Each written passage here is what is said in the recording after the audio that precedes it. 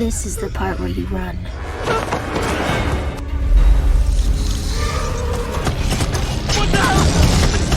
This is the story of a high-tech doll built to comfort a lonely child, but which becomes a ruthless guardian.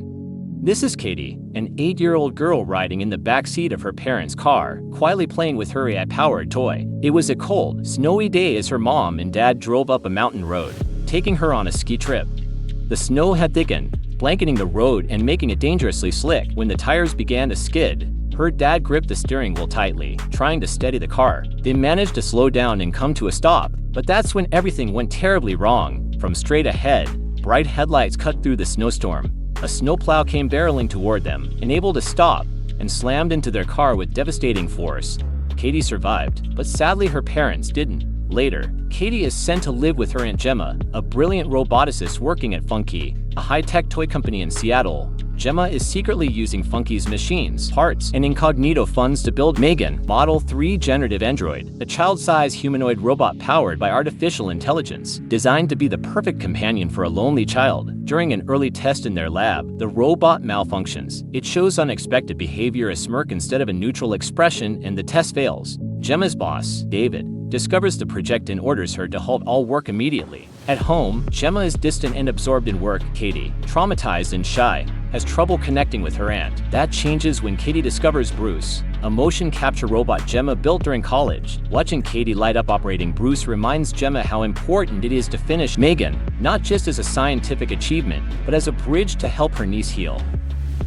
When the prototype of Megan is officially matched to Cady, David, Gemma's boss, finally changes his mind and agrees the project might succeed. Observing how Megan exceeds basic expectations, she quickly demonstrates that she can learn from Cady's behavior, protect her, and even act in a parental role. But this unnerves Gemma's co-workers Tess and Cole, and Cady's therapist Lydia, who worry that Cady is becoming overly dependent. As Megan gains more autonomy, she begins interpreting anything that might hurt Cady as a threat. First, she kills Dewey, Celia's dog, after the dog lunges at Cady and Megan in the yard, and then later attacks Megan while fetching one of Cady's toys. Then she confronts Brandon, a bully from Cady's school. Megan rips off his ear when he assaults her, chases him as he flees down a hill, and tragically, he stumbles into the road and is fatally hit by a car.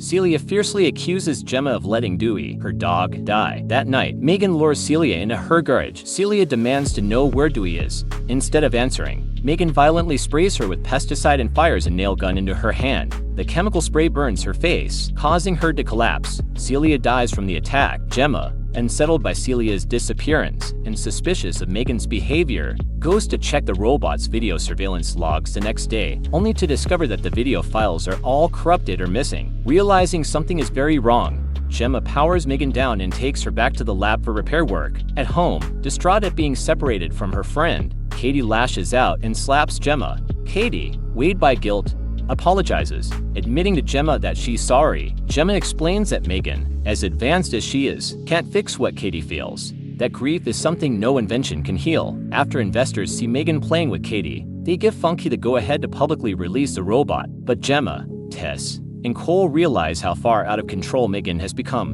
and decide they must shut her down.